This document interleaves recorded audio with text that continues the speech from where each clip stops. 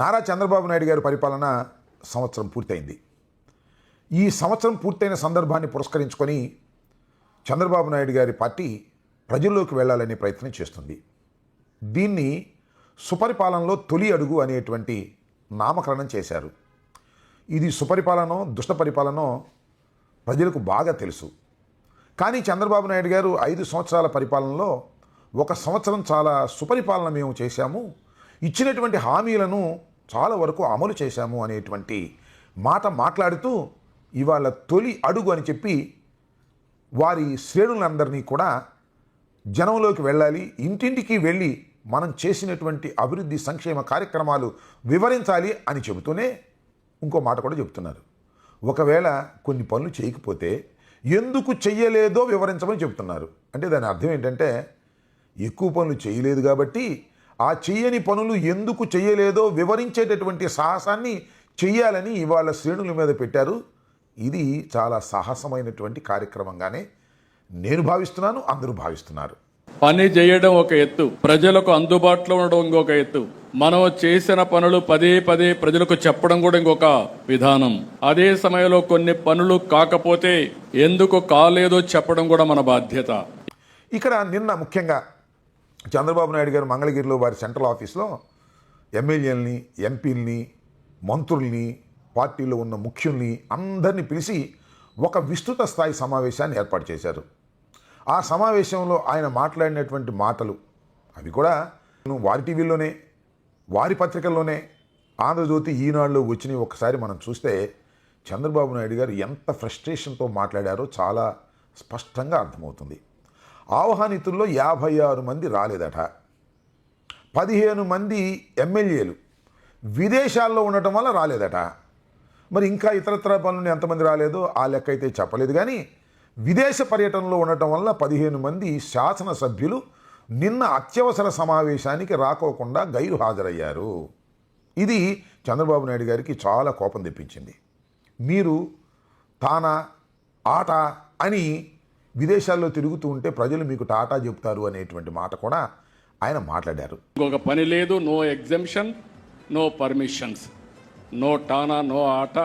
మీరు అవన్నీ పెట్టుకుంటే మాత్రం ఈడ మీరు ఆట టానా ఆడిపోతే మీకు టాటా ఇక్కడ చెప్పేస్తారు, అక్కడి నుంచి మీరందరూ ఫినిష్ అయిపోతాం. కొత్తగా గెలుపొందినటువంటి ఎమ్మెల్యేలు తప్పనిసరిగా గ్రామాల్లో, పట్టణాల్లో, వారి వారి నియోజకవర్గాల్లో తిరగకపోతే మీరు ఓటమి పాలవుతారు అనే మాట కూడా ఆయనే చెప్పాడు. పదే పదే మీరు ఎంత తిరగగలిగితే అంత మీరు రాణించే పరిస్థితి ఉంటుంది.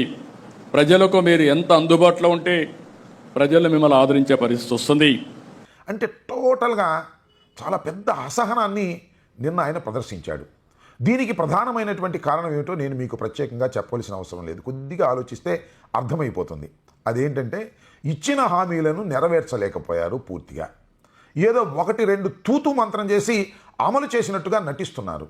ప్రజల మధ్యకు వెళ్ళినప్పుడు ఖచ్చితంగా ప్రజలు అడిగేది ఏంటంటే 1-2 అమలైనట్టుగా నటించే విషయాలను పక్కన పెడితే అమలు కానటువంటి సంక్షేమ కార్యక్రమాలను మీరెందుకు అమలు చెయ్యరు అని ప్రశ్నిస్తే సమాధానం ఏం చెప్పాలో శ్రేణులకు కానీ, ఎమ్మెల్యేలకు కానీ, ఎంపీలకు కానీ, మంత్రులకు కానీ అర్థం కానటువంటి పరిస్థితులు ఉన్నాయనేది మీకన్నా నాకన్నా వారికి బాగా తెలుసు.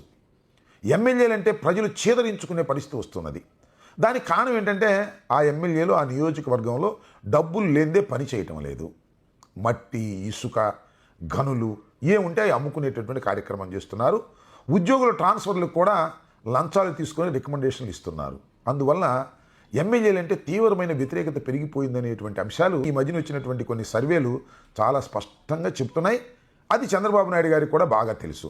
కాబట్టి చంద్రబాబు నాయుడు గారు ఒక రకమైనటువంటి ఫ్రస్ట్రేషన్కి, అసహనానికి గురయ్యే పరిస్థితి ఇవాళ కనిపిస్తూ ఉన్నది. ఆయన మీరు దీన్ని ఆషామాషిగా తీసుకోవడానికి వీల్లేదు, మీరు చాలా గట్టిగా పనిచేయాలి, ప్రజల్లోకి వెళ్ళాలి, అలా వెళ్ళకపోతే నా పద్ధతి ఏంటో చూపిస్తాను అనేటువంటి మాటలు కూడా ఫ్రస్ట్రేషన్లో మాట్లాడారు. నిన్నే స్టార్ట్ చేశాను, ఇప్పటికే 4 ఎమ్మెల్యేలు పిలిపించి మాట్లాడాను. మళ్ళీ నేను గైడ్ చేస్తా. మారితే శుభం, మారకపోతే మనం ఏ విధంగా ముందుకు పోవాల్సిన అవసరం ఉంది. ఈ విషయం కూడా నేను చాలా స్పష్టంగా ఉన్నా. దాంతోపాటు మీరు చూశారు కదా, బెల్ట్ షాపులు పెడితే బెల్ట్ తీస్తానన్నాడు, గంజాయి అమ్మితే నడ్డి విరగొడతా అన్నాడు, బెల్ట్ షాపులు విచ్చలవిడిగా జరుగుతూ ఉన్నాయి, గంజాయి కూడా విచ్చలవిడిగా దొరుకుతూ ఉంది. ఇలాంటి ఒక దుష్టమైన పరిపాలననే ఈ సంవత్సరం పాటు చంద్రబాబు నాయుడు గారు పరిపాలన చేశారు. కానీ ఎక్కడా కూడా సుపరిపాలనటువంటి మాటలే లేనటువంటి పద్ధతుల్లో ఇవాళ జరుగుతున్నదనేది వారికి తెలుసు, మీకు తెలుసు, నాకు తెలుసు, ప్రజలందరికీ కూడా తెలుసు. ఇలాంటి క్లిష్ట సమయంలో చంద్రబాబు నాయుడు గారు మాది సుపరిపాలన అని చెప్పి గడప గడపకు వెళ్ళాలి అనేటువంటి పద్ధతుల్లో వారిని పుష్ చేస్తుంటే పాపం పుష్ కాలేకపోతున్నారు. వెళ్ళేటటువంటి పరిస్థితులు లేవని వారికి అర్థమవుతున్నాయి. కాబట్టి నేను చెప్పదలుచుకున్నది ఏమిటంటే, ఒక పక్కన అది సుపరిపాలన అంటే మరి జగన్మోహన్ రెడ్డి గారు మా వైఎస్ఆర్ కాంగ్రెస్ పార్టీ ఏం చేస్తుందో మీరు చూస్తున్నారు కదా. ఒక దుష్టపాలన. చంద్రబాబు నాయుడు గారు ఇచ్చినటువంటి వాగ్దానాలను దేన్ని నెరవేర్చలేదు అని చెబుతూ చంద్రబాబు నాయుడు గారు ఇచ్చినటువంటి మేనిఫెస్టోని ప్రజలకు గుర్తు చేసేటటువంటి కార్యక్రమం ఇవాళ వైఎస్ఆర్ కాంగ్రెస్ పార్టీ చేపట్టింది. చంద్రబాబు నాయుడు గారు ఇచ్చినటువంటి వాగ్దానాలను మేనిఫెస్టోలో ఏ మేరకు నెరవేర్చారో మీ ఇంటికి వచ్చినప్పుడు అడగండి అని ప్రజలకు మేము చెప్పేటటువంటి పరిస్థితికి మేము వెళుతున్నాం. అది మా ధర్మం. ప్రజాస్వామ్యంలో ప్రధాన ప్రతిపక్షంగా ఉన్నటువంటి వైఎస్ఆర్ కాంగ్రెస్ పార్టీ ఆ ధర్మాన్ని నిర్వర్తించేటటువంటి కార్యక్రమం ఏం చేస్తుంటే, సుపరిపాలనలో తొలి అడుగని అడుగు వేస్తున్నటువంటి తెలుగుదేశం పార్టీకి ఒక విచిత్రమైన పరిస్థితి, ఒక విషమైన పరిస్థితి, ఆ పరిస్థితిని మనం చూడబోతున్నాం అని కూడా ఈ సందర్భంగా నేను చెప్పదలుచుకున్నా. ఏది ఏమైనా చంద్రబాబు నాయుడు గారు చాలా అడ్మినిస్ట్రేటర్ అని, పార్టీ మీద పట్టుందని చెప్తుంటారు.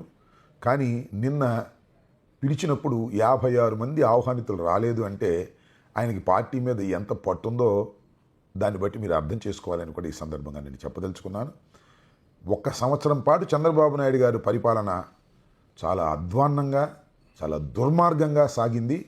ఈ పరిపాలన సుపరిపాలన అనే బ్రాండ్ వేసుకునేటువంటి కార్యక్రమం చేస్తున్నాడు. దానితో పాటు మాది మంచి పరిపాలన, మంచి ప్రభుత్వం అనేది కూడా బ్రాండ్ చేసుకుంటున్నాడు.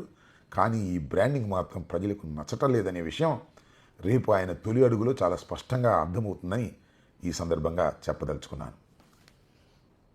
ధన్యవాదాలు.